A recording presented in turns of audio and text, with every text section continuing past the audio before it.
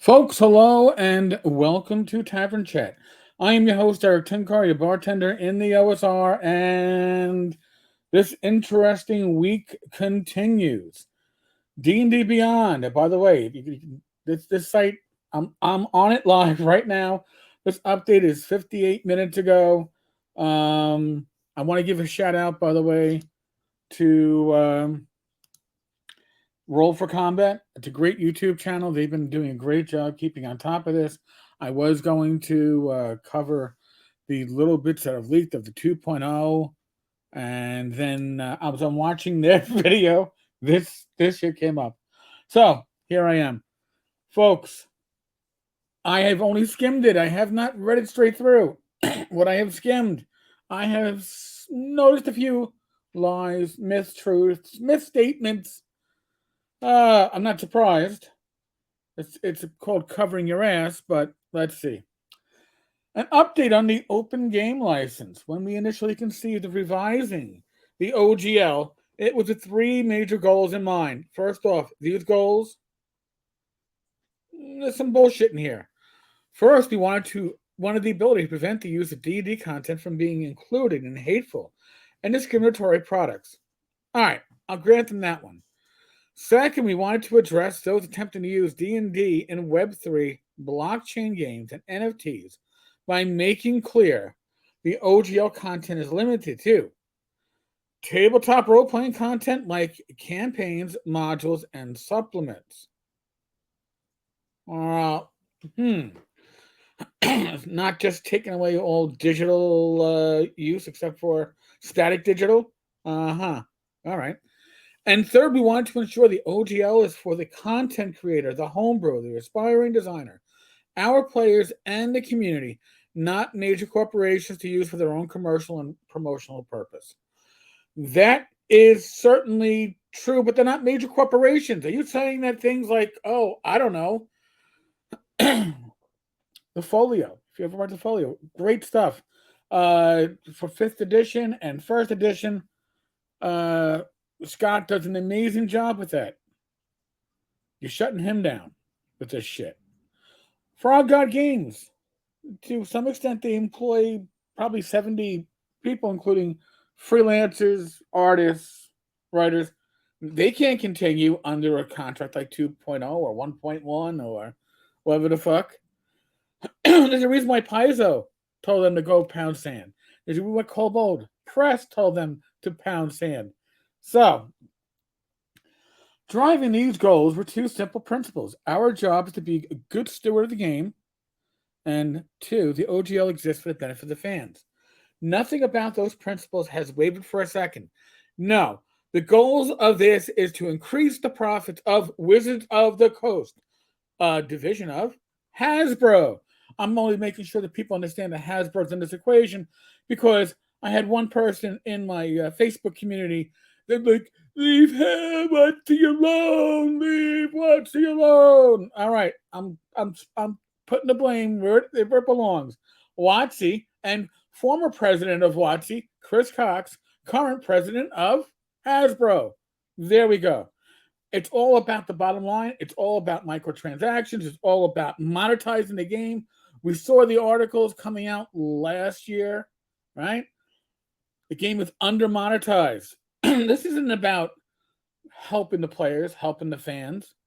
Bull fucking shit. If it was for the benefit of the fans, you wouldn't be trying to shut down third-party publishers because they're too big. They're not real competition. What they're doing, though, is they're producing material that is superior to the shit that's been coming out from Wizards of the Coast the last couple of years. And they're embarrassed by it, and they feel that those customers that aren't buying their shitty material are buying third-party material, and they got to shut that down. My humble opinion. I could be fucking wrong. I'm not. All right. That's why our early drafts of the new OGL included the provisions they did. I'm going to say bullshit because the early draft was an enacted contract. It was signed. Some company took the hit, signed on the dotted line, and what did they do? They were nice enough, kind enough, brave enough to share that with the community. Therefore, we got the pushback we did. All right. That draft language was provided to content creators and publishers so their feedback could be considered before anything was finalized. I'm going to give you another bullshit, because if that was true, we wouldn't have radio silence until the 13th, when the contract was supposed to be announced and enforced. So again, bullshit. In addition to language allowing us to address discriminatory and hateful conduct and clarifying what types of products the OGL covers, our drafts included royalty language designed to apply to large corporations attempting to use OGL content. It was never our intent to impact the vast majority of the content. All right, so you're trying to inadvertently, right? Jeff Talanian, was it Northwind, right? Hyperborea. You just fucked that gentleman over real royally, right? Not a major corporation. Oh, well, all right. Collateral damage for your attempt to secure the market for yourself. And I would say that would be monopolistic. There could be a problem with that, but let's move on. However, it's clear from the reaction that we rolled a 1. It has become clear that it's no longer possible to fully achieve all 3 goals while still staying true to our principles. It wasn't principles. Fuck you. All right? Whether it's WotC speaking or Hasbro speaking, it's the fucking suit speaking. There's no principles involved in this shit. All right? It's the bottom line. It's to increase the profits, increase the margins, but they can't say that. We know it, but they can't say that. The next OGL will contain the provisions that allow us to protect and cultivate the inclusive environment we are trying to build, and specify that it covers only content for tabletop RPGs. That means that other expressions, such as educational and charitable campaigns, live streams, cosplays, VTT uses, etc., will remain unaffected by any OGL update. Content already released under 1.0A will also remain unaffected. Oh, that means you can do pantomimes again, and you can sing, and you can, I'm so happy. Well, actually, that's probably because people like Matt Mercer were telling them to go. What it will, and that, by the way, was a problem there, because I think that would be possibly a violation of your free speech. Telling you can't, because they were like, well, if you're making a profit off it, we want your money. And that's a huge, I will say, that's a huge, probably because they figured that's the first thing they would have lost in court, but that's a huge step back. What it will not contain is any royalty structure. It also will not include the license back provision that some people were afraid was a means for us to steal work. That thought never crossed our minds. Bullshit. Because it crossed every creator's mind, every publisher's mind.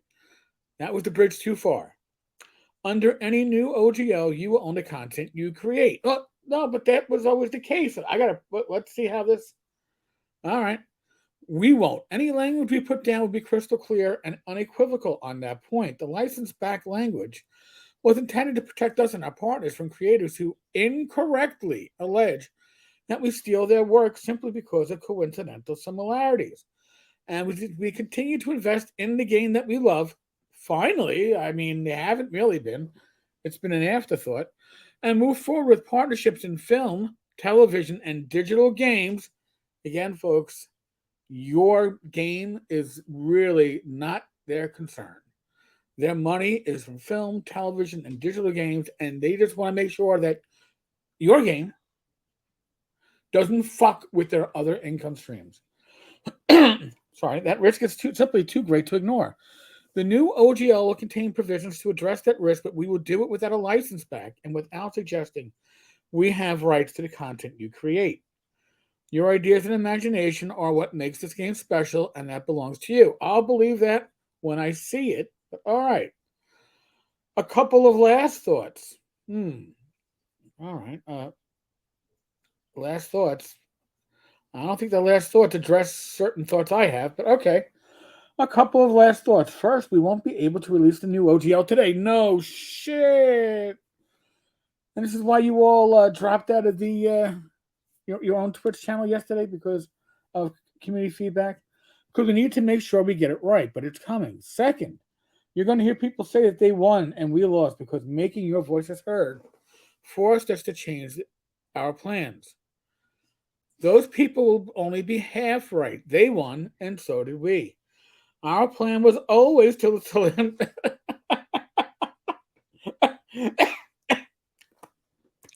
hold on a second. All right. All right. All right. This is revisionist history right here. Our plan was always I'm tearing up to solicit the input of our community before any update to the OGL. The drafts you've seen were attempting to do just that bullshit. They try to claim that they released the draft. That's why we released it. You are so full of shit. My God. We want to always delight fans and create experiences together that everybody loves. So please, please, please stop resubscribe to D&D Beyond because you all kind of screwed with us yesterday.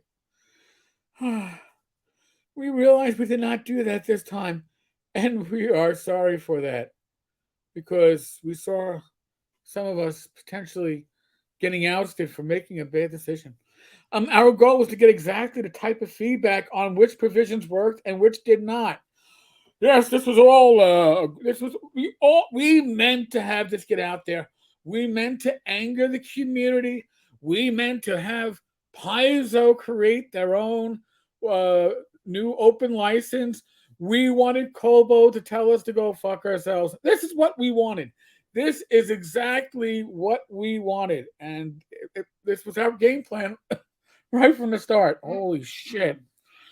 I can't believe the load of this. This is a fine PR job. Don't get me wrong, but the amount of lies, mistruths, and total fuck yous are amazing. Any change this major could only have been done well if we were willing to take that feedback, no matter how it was provided. So we are. Thank you for caring enough to let us know what works and what doesn't, what you need and what scares you. Without knowing that, we can't do our part to make the new OGL match our principles. Finally, we'd appreciate the chance to make this right.